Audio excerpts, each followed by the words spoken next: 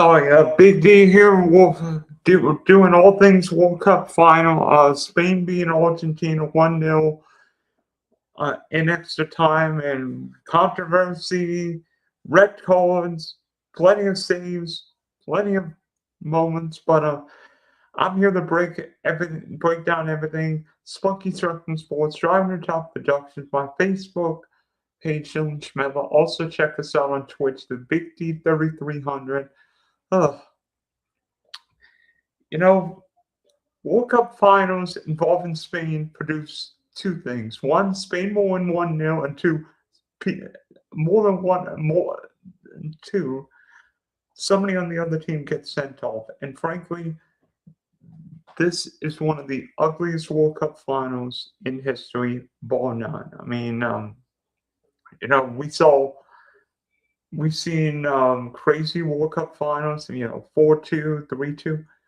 This looked more like 1990 or 1994, or maybe 2010, because for whatever reason, World Cup finals in the U.S. don't produce a lot of goals. But from the opening moments, it seemed like Argentina tried to play for penalties, and for 105 minutes it worked. But Spain were more aggressive, more deserving, and frankly deserved to win the game. I mean, 65% possession, 12 shots on goal, more than double the amount of passes. But it was really the play of Emiliano Martinez that gave Argentina even a sniff of this. And of course, the Enzo Fernandez red card, I'll explain my feelings about it. But, going into this final, I think most people thought Spain would win. Not only Spain beat arguably a better Spain beat a French side with Mbappe, Elise, but Spain won the Euros, won the Nation League the year prior, and this Spain team, Luis de la Fuente doesn't get the respect he does. But this Spain team, they've got great players, Rodri and Leandro, but they have guys who fit in together. They've got guys, they've got a good striker, they've got wingers, they've got midfielders, they've got a great defense, and then Simone and goal.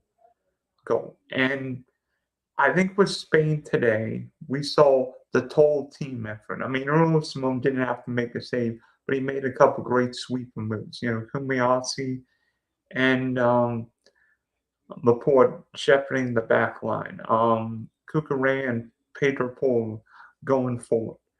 Rodri being the leader, the conductor in midfield. We saw Dani Olmo, Leandro, Baena, and then, of course, Hobble. And then Spain's depth at this World Cup was second to no one. And today we saw it, not just with Ferran Torres scoring the goal, but Nico Williams.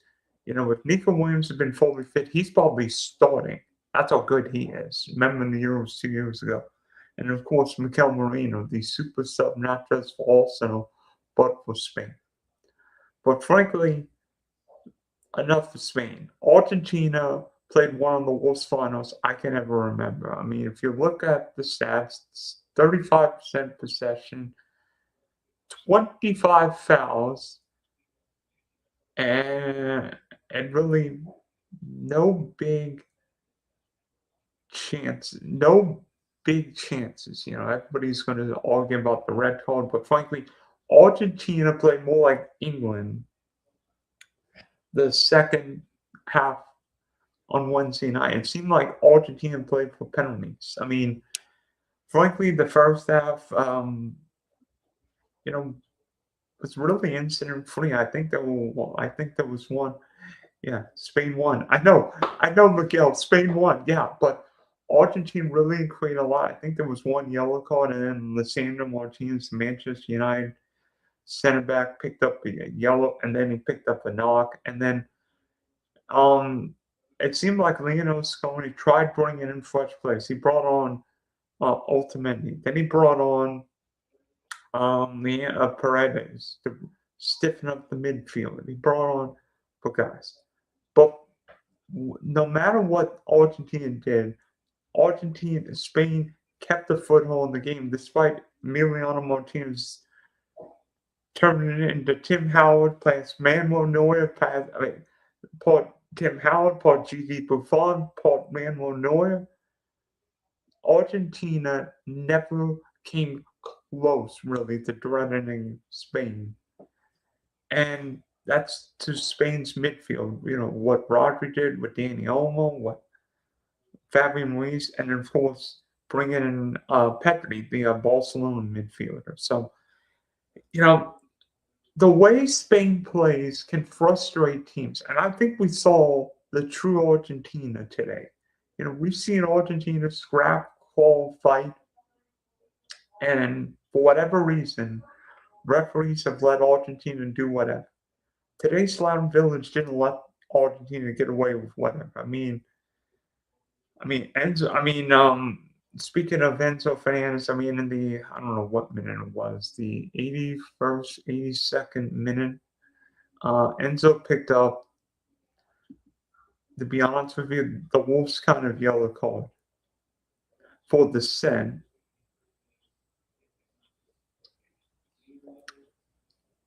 You get the referee doesn't give Argentina a free kick. Enzo blows a gasket, and instead of maybe getting a free kick, Enzo ends up in the book, and it really hurts his team because 10 minutes later, well,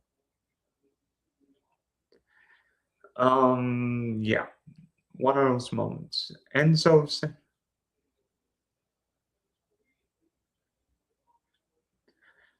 behind and Clatter really went into Kobayashi and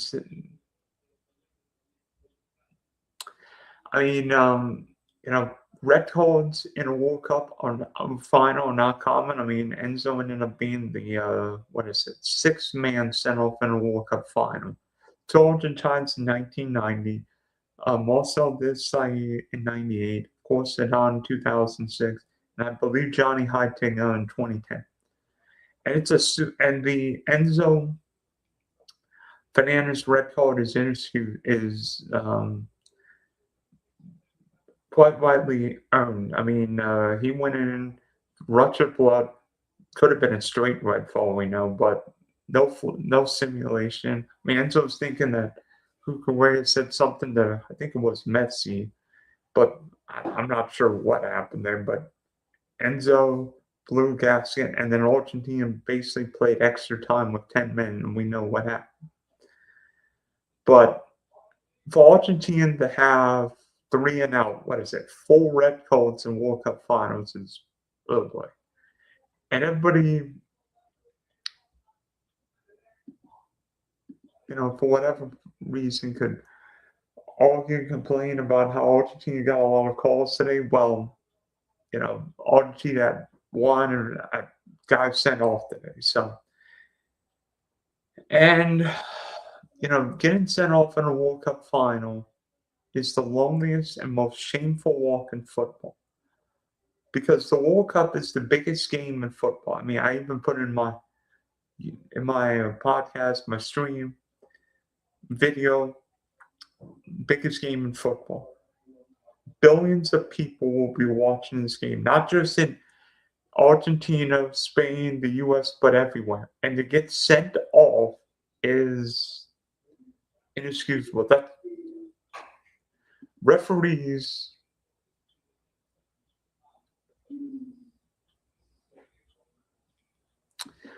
Argentina, instead of defending with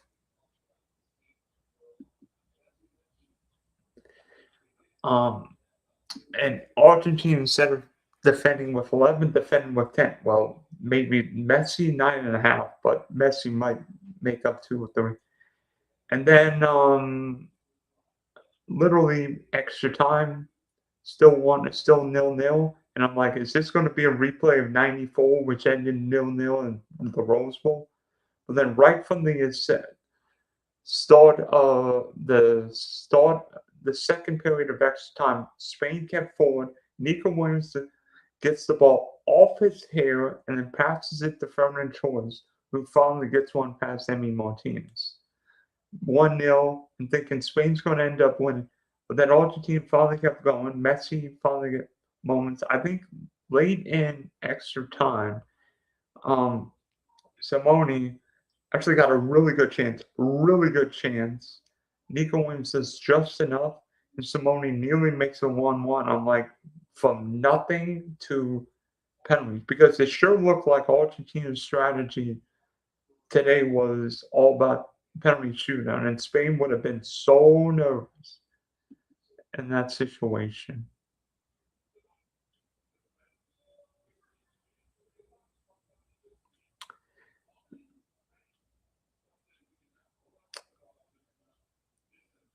And frankly, what happened is probably just deserved. And then I think it was, I don't know if it was right at the end of extra time or right after extra time, Leandro Paredes ended up getting a red card. So Argentina had two men sent off. So frankly, Spain, if you look at expected goals, I mean, deserve to win more than merit. But the way Spain plays, the passing, but they have so much more than pass. They have players at every position. They've got athleticism, and trying. And in many ways,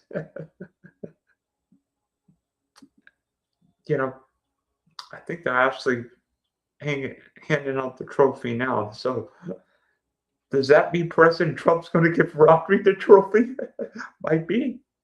But, for Lionel Messi, what does this mean? Well, it probably means the end of his World Cup career. And frankly, Lionel Messi didn't want to defend, couldn't defend because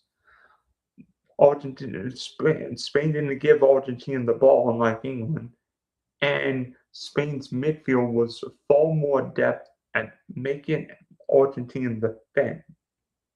By the end of the game, I think Messi and his mates were out of the gas, and a couple of those injuries, or maybe four subs, hurt Lionel Scaloni because he didn't have a chance to bring in Lautaro Martinez.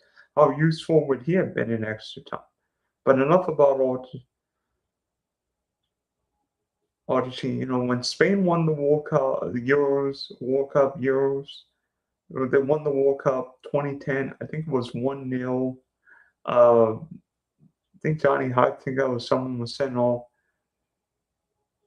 I think there were 14 yells. This game was not about Argentina's foul, but about Spain's brilliance. I mean, the 1-0 scoreline was all based on the goalie, but we know what Spain's capable of doing. So,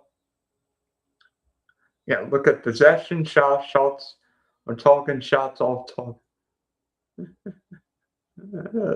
Yeah. Analytics matters in football. I mean, and yet toward the end, despite having 10 men, Argentina darn near got in the game and created a moment. So Spain more than deservedly, Roja winning another World Cup, and Argentina bowing out in disgrace. All like 1990 when they finished with 9 men in Rome. I think they only have 1 shot on goal in that game, and 0 shots on goal tonight. Not great.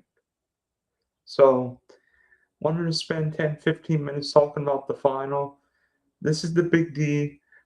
You know what? I think for how great this World Cup is, how crazy the game was in Miami last night.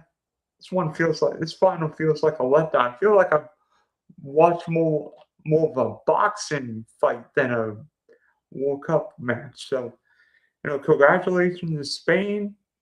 As for Argentina, Emiliano Martinez did his part. He deserves a drink or two. But, Lionel Messi, this is the end for his Argentina career. He goes out with so many goals, but, not exactly the firing him on, especially when 10 years prior he lost a Copa America final in the same team. So Argentina won't be scheduling any more friendlies at MetLife, but great World Cup, deserved champs, and we'll see if Spain can maybe go back to back with World Cup, South America, then of course Spain, Morocco, and Portugal 2030.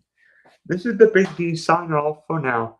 More Dylan's History of Sports, of course, driving their top productions. We'll have more content coming around, but this is Dylan signing off for now.